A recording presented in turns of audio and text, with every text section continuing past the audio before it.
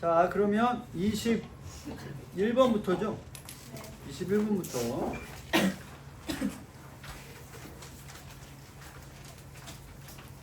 21번은 이제 전체를 다 봐야 되는데, 틀린 걸 고르라 라고 되어 있습니다. 그러면 1번 선지에 무엇보다도와 싫었다를 보면 서술자의 시선으로 인물의 내면을 독자에게 전달함으로써 초점인물 얘기를 하고 있습니다. 초점인물 얘기는 지난 시험에 이미 한번 얘기했으니까 또 설명하진 않겠습니다. 이번엔 그냥 문제만 풀 거예요. 기억을 읽어봅시다.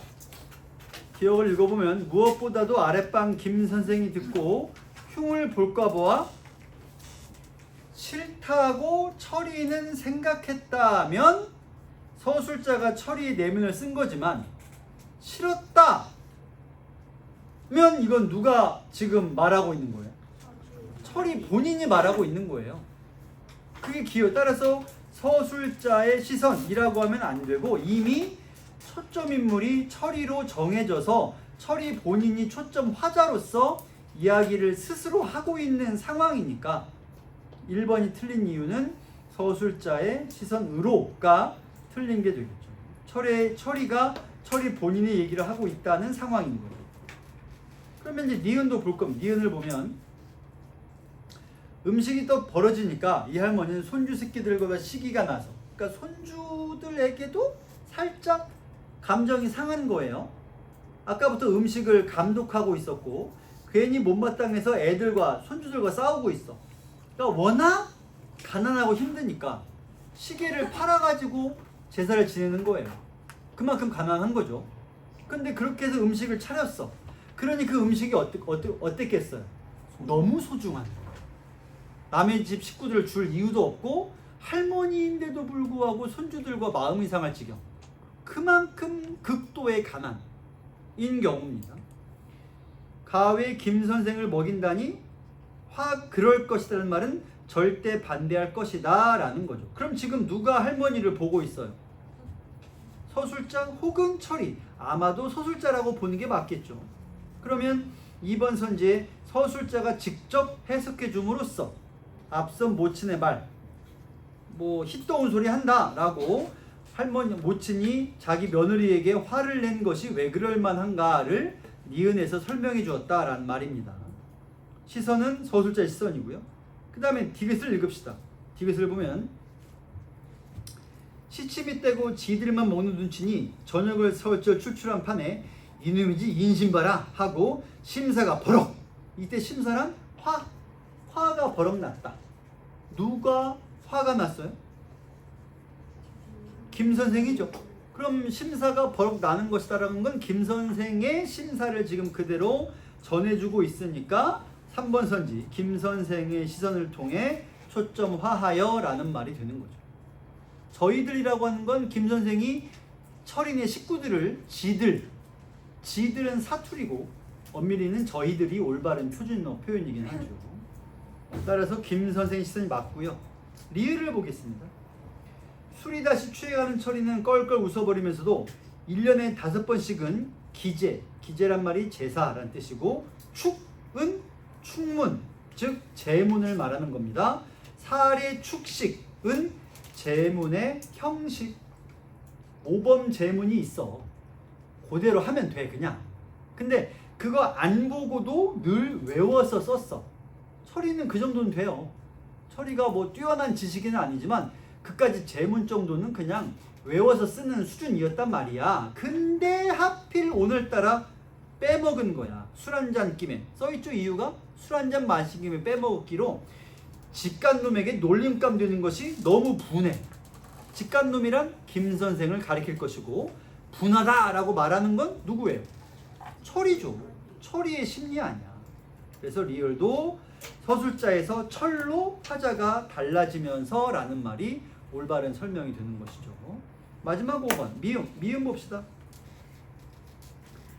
자, 미음 바로 위 두 줄 올라가면 이제야 실토가 나왔다. 이거 무슨 뜻이에요?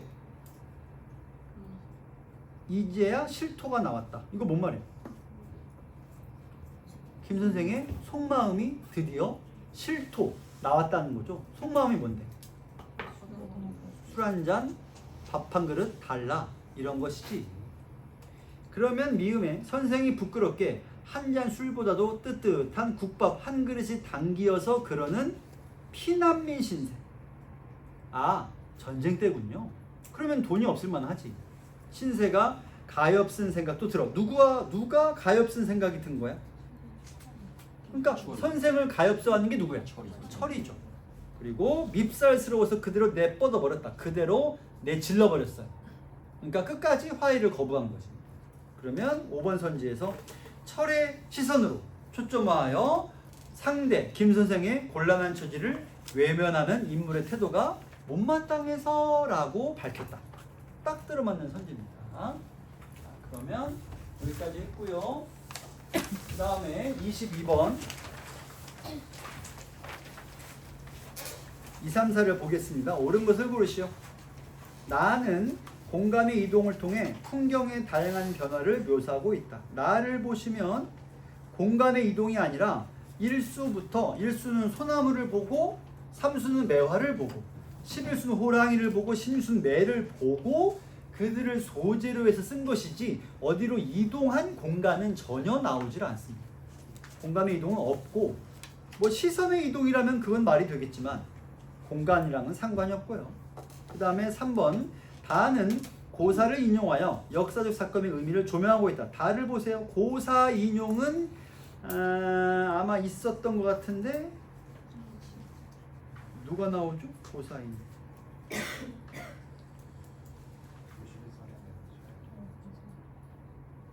응? 응? 뭐라고?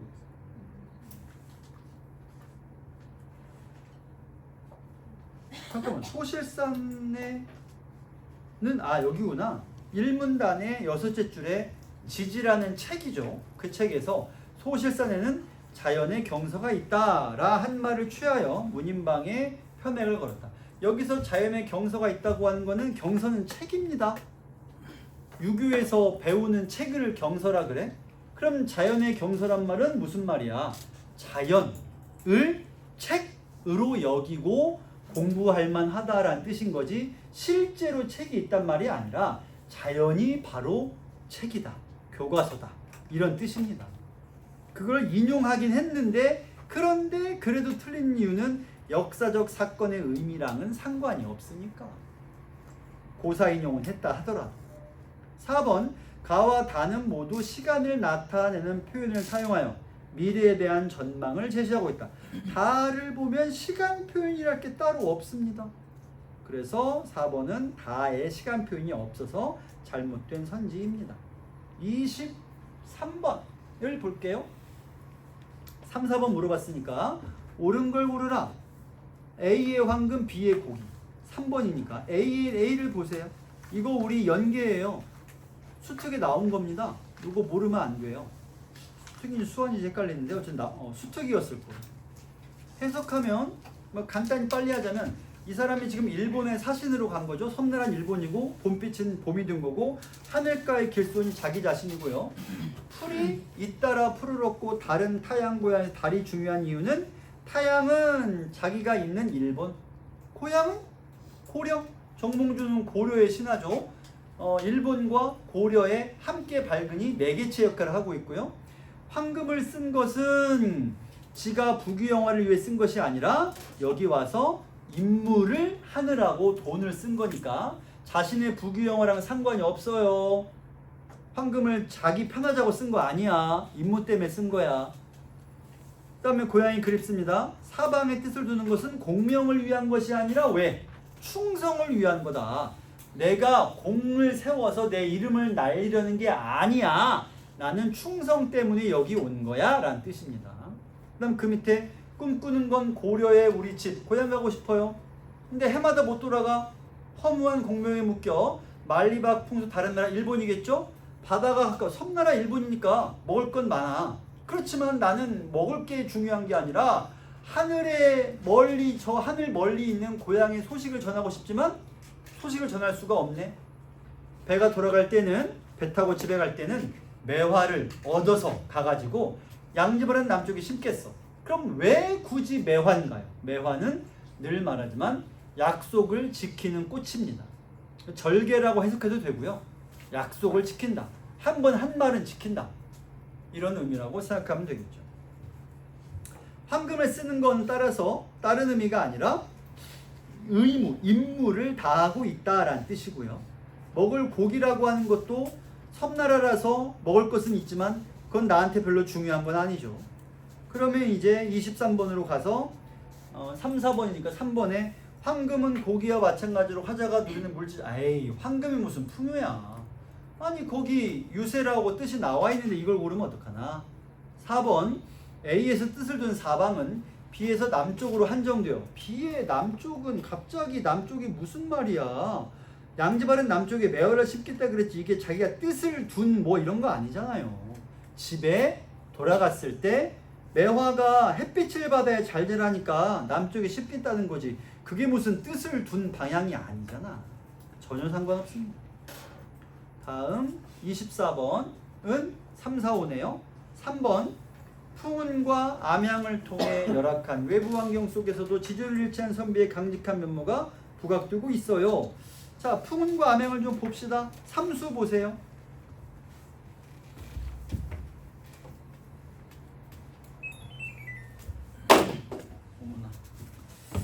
삼수 볼게요. 찬 기운 머금고 서서 눈빛을 새만. 눈빛은 스노우, 하얀 눈을 말해요.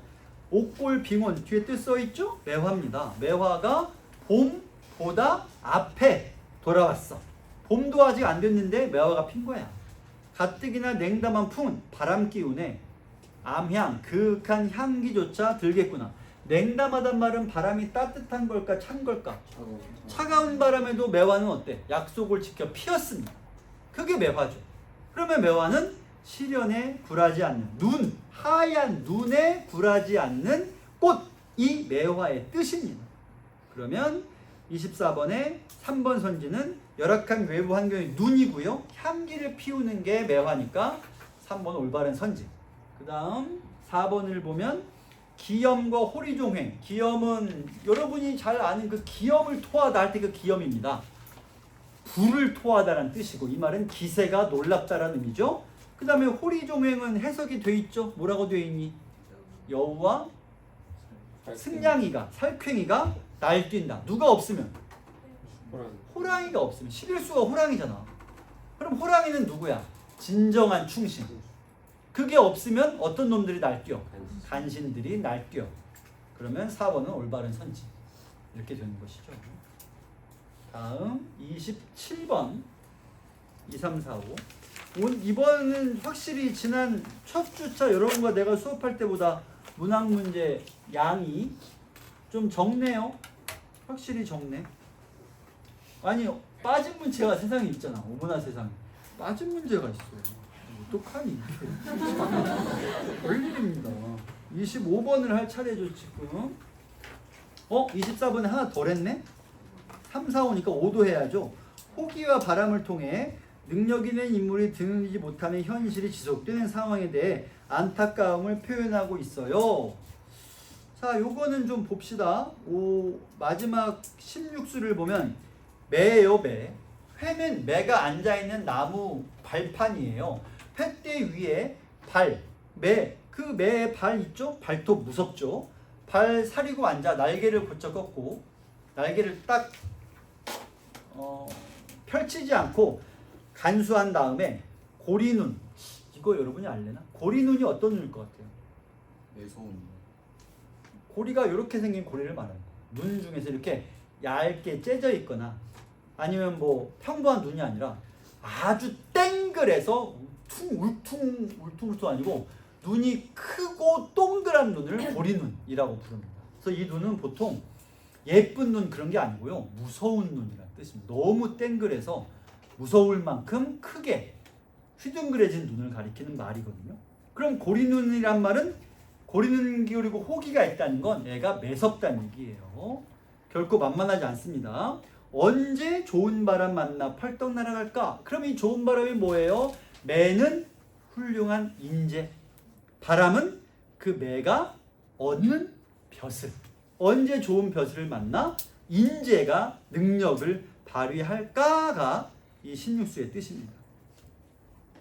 그러면 5번 선지가 자연스럽게 해석이 될 거예요. 자, 25번으로 갑니다. 옳은 것을 고르라. 3번 기억은 하늘 멀어고 니은은 하늘이 만든 줄입니다. 그러면 하늘 멀어라고 하는 건 방금 해석했죠? 일본에서 어디를 보고 하늘이 멀다고 하는 거야? 고향을 보고. 그렇잖아요? 그래서 하늘 멀어는 고향과의 거리감. 1번 올바른 선지죠? 그 다음에 니은은 하늘이 만든 줄이라고 하는 건 무얼 보고? 화병을 보고. 지문 보면 화병을 보고 사람이 만든 게 분명한데 하늘이 만든 줄 알았다. 그만큼 정교하다라는 걸 말하는 거죠. 근데 물어본 건 3, 4번이니까 3번을 보면 기억은 현재 화자가 처한 상황의 원인. 아니 원인은 아닌데?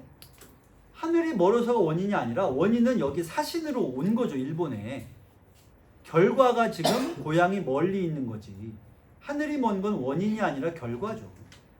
그 다음에 니은도 틀렸어요. 니은은 하늘이 만든 줄은 실제로 영향을 끼친 게 그럴 리가. 하늘이 정말 화병을 만들었을 리가 없잖아요. 둘 다 틀렸습니다. 다음 4번 기억과 니은은 모두 주어진 운명의 수. 뭔 말이에요? 일단 기억은 고향 가고 싶어 라고 하는 게 운명에 순응한다면 고향 가고 싶어라는 생각도 안 하겠지. 사신으로 열심히 할 거니까. 미은도 마찬가지 운명이랑은 아예 상관이 없는 내용입니다. 다음 27번에 2, 3, 4, 5번 26번 잘 풀었네요. 27번 2번부터 보겠습니다. 2번은 설명 안 해도 되겠죠. 아까 설명을 다 했으니까. 다음 3번 고국에 돌아갈 때 매화가 화자가 얻으는 매화는 성긴 모양을 띌 것이라. 성기다를 모르는 거 아니에요? 성기다는 무슨 뜻이에요? 성기다란 말의 뜻.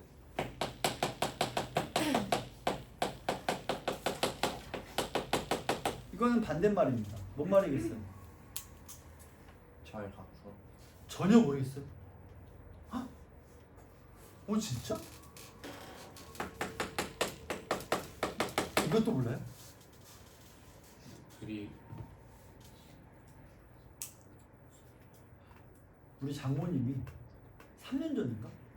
3년 아니야 작년이구나. 작년에 갔을 때 내 안경 어디 갔니?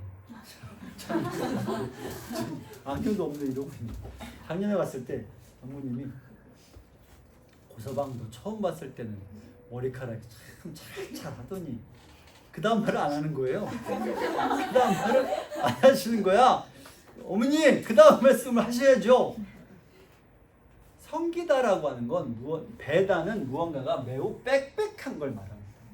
성기다는 반대말로 무언가가 듬성듬성할 때 성기다, 성글다라는 말을 쓰는 거예요. 그래서 그러면 이게 무슨 말이 돼요? 성긴 모양을 띌 거란 말은 매화가 어떨 거라는 얘기야. 아주 튼튼하고 여러 송이가 많이 필 거라는 게 아니라 애가 좀 야위고 애가 좀 몇 개 안 피고 그럴 거란 얘기죠. 그런데 그게 내가 얻어간 매화잖아? 그렇다면 내가 여기서 그만큼 힘들게 살았으니 내가 얻어간 매화도 그렇게밖에는 안 필 거야 라는 뜻인 거죠. 유추가 조금 개연성이 떨어지긴 하는데 그러나 뭐 딱히 이게 틀렸다고 말할 만하지도 않으니까. 그리고 무엇보다 4번이 너무 분명히 틀려가지고 뭐 답은 4번인데 왜냐면 소실사는 아까 말했죠. 자연의 경서가 무슨 뜻이라고? 그럼 이거는 자연을 책으로 삼아서 읽는 것처럼 이치를 얻으라는 뜻이긴 합니다만 선지에 써있는 것처럼 진정한 지식을 추구하려면 실제의 자연을 탐구해야 한다. 아니 그게 아니라 자연을 보고 즐기라. 자연에서 무언가를 배우라는 의미이지 자연을 열심히 탐구하라는 의미는 아닙니다. 그래서 실제의 자연을 탐구해야 한다는 생각이 있는 건 아니고요. 자연 속에서 어떤 깨달음을 얻으면 좋겠지만 열심히 실제 지식을 얻으라는 얘기는 아닙니다. 그러니까 이런 거예요. 자연을 보면 어떤 정신적인 깨달음은 있을지 몰라도 그게 실제 지식이 되지는 않는다고. 정치, 경제 혹은 왕을 보필하는 지식, 실제 생활에 도움된 지식은 아니고요. 그냥 정신을 수양하는 도구쯤 되는 거죠. 4번이 틀린 선지가 되겠습니다. 그 다음에 27번이니까 5번도 해야 되네요. 다의 닭만 보던 사람이 때맞춰 울 거라고 꿩을 보고 생각한 거야. 근데 꿩은 울지 않습니다. 꼬끼요 하고 우는 건 닭이죠. 꿩은 안 울어요. 근데 이 사람은 왜 꿩을 보고 울 거라고 생각한 거야? 늘 닭만 보고 살았으니까. 그것이 선지에 써 있는 뭐예요? 편협한 시각인 거죠. 닭밖에 본 적이 없는 거야. 그러니까 꿩을 보고 무슨 새인지 모르니까 쟤는 언제 우나 하고 있는 거지. 편협한 거죠, 그게. 4번은요. 네. 대비된다는 거. 아, 성인이나 현인의 경서와 대비된다를 틀렸다고 하면 안 되느냐를 말하는 거죠. 대비란 말은 서로 다르다는 얘기가 맞습니다. 잠깐 그러면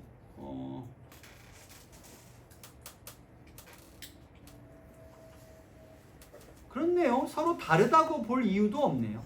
대비되다도 틀리고 아까 설명한 내용 틀리고 이렇게 보면 되겠습니다. 다음 29번. 오, 29번. 한 문제 벌써 띄웠어. 훌륭하다. 29번. 5번만 보겠습니다. 미음. 미음을 읽어보자.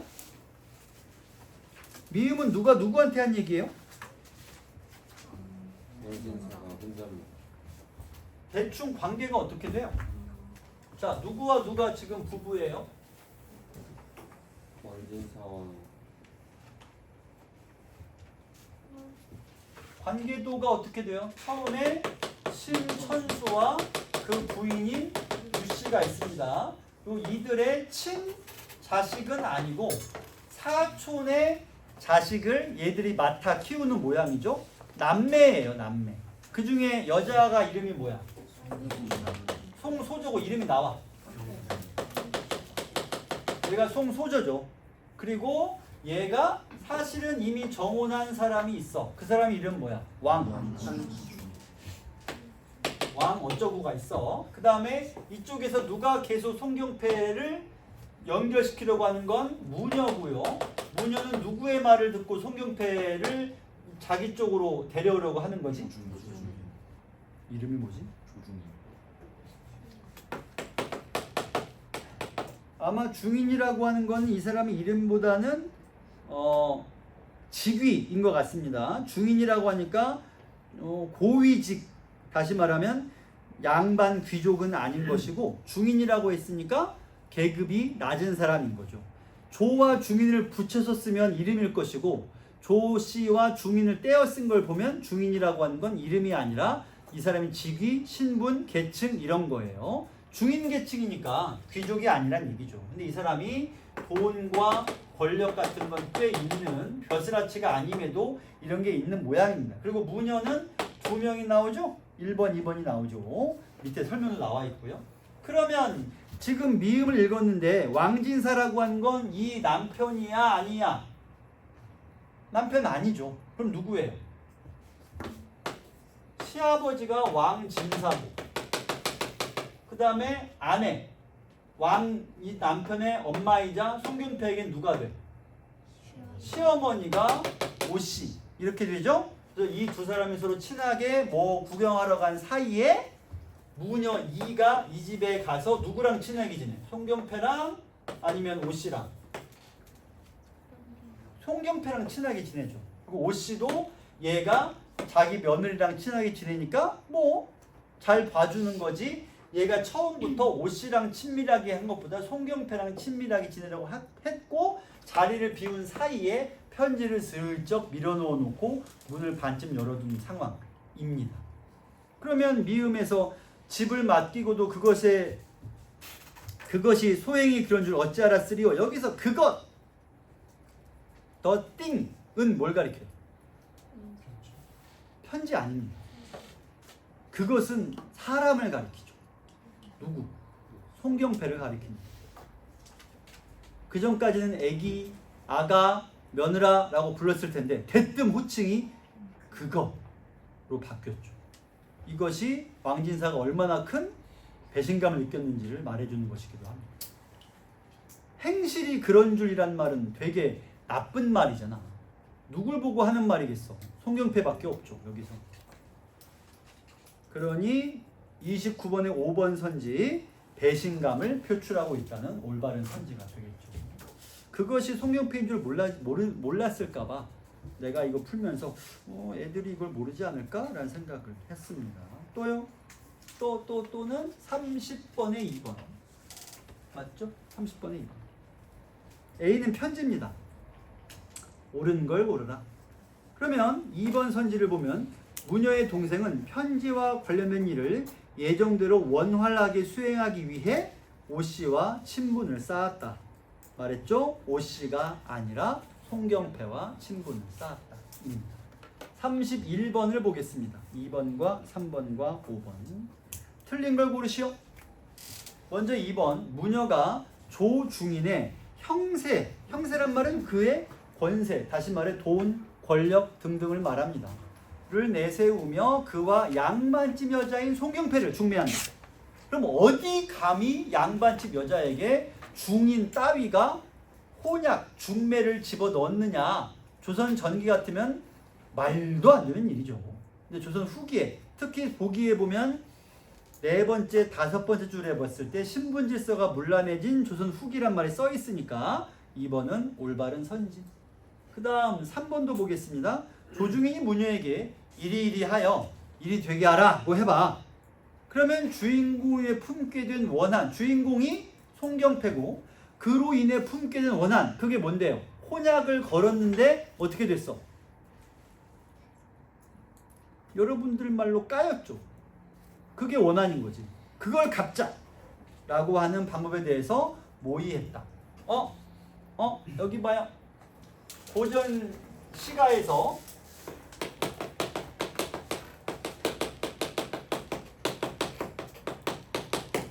이게 무슨 말이에요?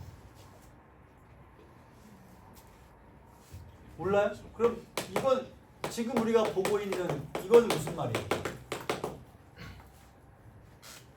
이 보고 있잖아. 이리 하라. 그게 무슨 말이에요? 군부대로 하라. 이렇게 해. 내용을 숨기는 말인 거죠. 그러니까 실제로는 여기다가 내용을 다 집어 넣을 거야. 가서 친해져 가지고 틈을 봐가지고 모아왔는 편지를 써서 넣어놔 라고 할 걸 다 말하지 않고 야 이렇게 속닥 수근 중얼 그리고 독자들이 그럼 뭘 느끼겠어? 궁금하죠. 무슨 내용이지? 나중에 가서 알게 되는 거죠. 여기까지 이 말 이해돼요? 네. 그러면 이게 무슨 말이냐면 이거는 같다. 뭐뭐와 같다. 이거는 이와 같이 하라. 이렇게 하라. 이리 하라. 다 같은 말이에요. 그러니까 이건 독자의 궁금증을 유발하는 효과가 있는 것이죠. 내용을 숨겼으니까. 그러면 3번 선지는 서로 모의하고 있는 게 맞고요. 그 다음에 5번을 물어봤으니까 5번을 보면 왕진사가 복중에 든 아이를 무사히 보존하라는 내용에 대해 알게 되죠. 물론 복중에 든 아이란 말이 도대체 무슨 말이에요? 복중이 어디야? 배가 아프면 복통이라고 하지 않니? 복중은 배 가운데 든 아이니까 임신했단 얘기죠. 그 말은 송경패를 뭐라고 모함하는 거야? 아무 딸은 이미 다른 남자랑 정을 통하고 아이까지 가진 상태에서 왕씨를 쫓아와가지고 이 집의 며느리가 되었다. 애 임신한 걸 숨기고 라고 편지에 써서 모함하는 거잖아요. 그러면 송경패의 정절, 절개가 지켜지는 거야? 훼손되는 거야? 그게 5번 선지에 써 있는 것이죠. 이렇게 생각하면 되겠습니다. 다음 32번에 3, 4번. 전고나 포백을 소원한다는 뇌물을 주겠다는. 뇌물이라기보다 어쨌든 재물이 많으니까. 포백은 비단 피를 말하고요. 전곡의 전은 머니, 곡은 곡식. 그거를 얼마든지 주겠어. 너를 잘해줄게. 이런 뜻입니다. 다음 32번 옳은 걸 고르라고 써 있습니다. 3, 4번 아니 1, 4, 5를 물어본 거죠. 32번에 1번 가는 나와 달리 원근을 나타낸 지시를 활용했다. 이거는 가와 나가 바뀌었습니다. 나에서 이쪽과 저쪽을 얘기하고 이쪽과 저쪽 중에 어느 게 원이야? 저쪽. 이쪽이 근이죠? 멀고 가까이는 알잖아. 그래서 가와 나가 바뀌었고요. 다음 2번. 2번이 아니구나. 4번이구나.